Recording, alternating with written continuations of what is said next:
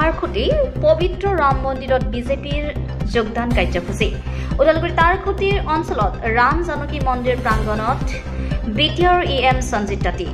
এই মন্দিৰ নিৰ্মাণৰ বাবে ৰাজ্যৰ মুখিয়ালসকল যথেষ্ট কষ্টৰে নিৰ্মাণত টকা খৰচ কৰে লগতে বিটিআৰ চৰকাৰৰ অধীনত বিশেষ অনুদানো আগবঢ়াবলৈ সক্ষম হৈছে EM সঞ্জিত তাঁতীয়ে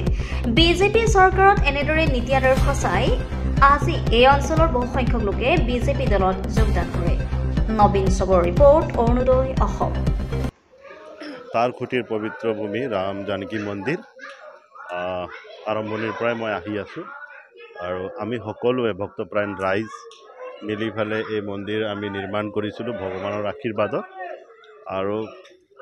স্থানীয় যিসকল ইয়াতে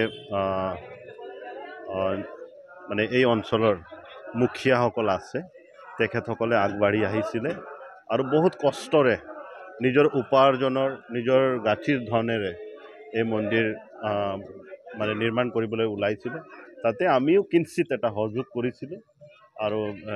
নিৰ্মাণ কৰা হ'ল খুব ধুনীয়াকৈ উলহ মালহলৈ আমি প্ৰাণ প্ৰতিষ্ঠাও কৰিলোঁ আৰু সেই মৰ্মে আজি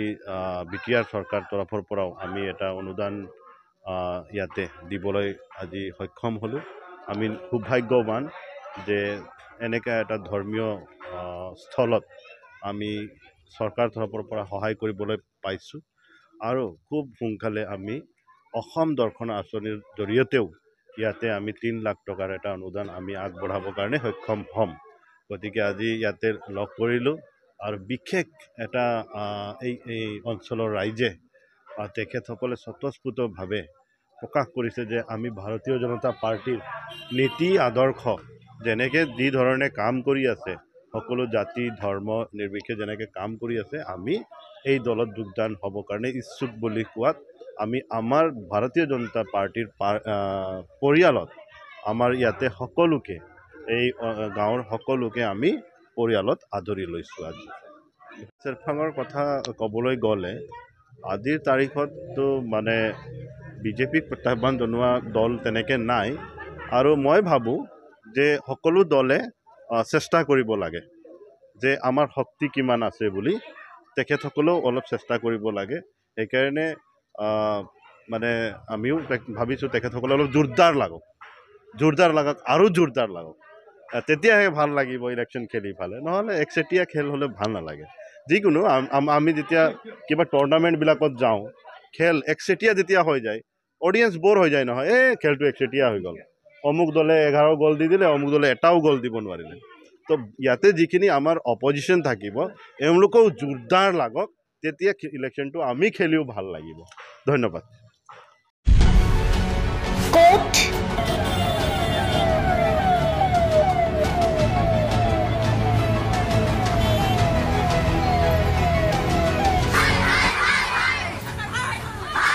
কিয়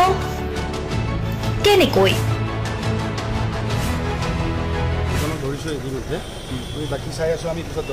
দুৰ্নীতি ৱাইফজনীয়ে কৈছে বোলে এওঁ মোৰ হাজবেণ্ড আপুনি কোন হে ক'বলৈ এওঁ অবৈধ বুলি অনিয়ম ভ্ৰষ্টাচাৰ একো নায়কতাবাদ এতিয়াৰ পৰা আৰু নহ'ব আমি দিম সত্য বাতৰি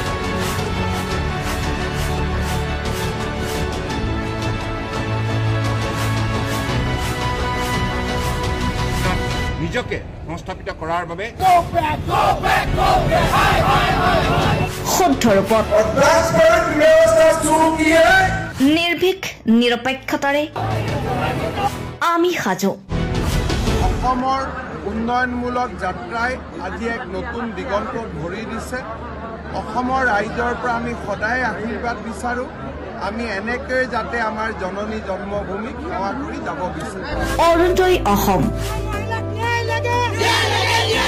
নিৰ্ভীক নিৰপেক্ষ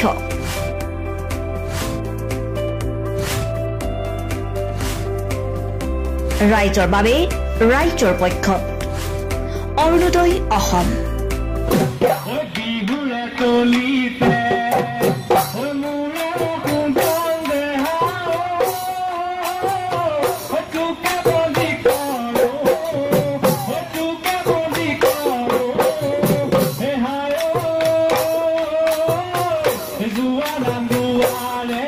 জোৰা নাম গুৱাৰে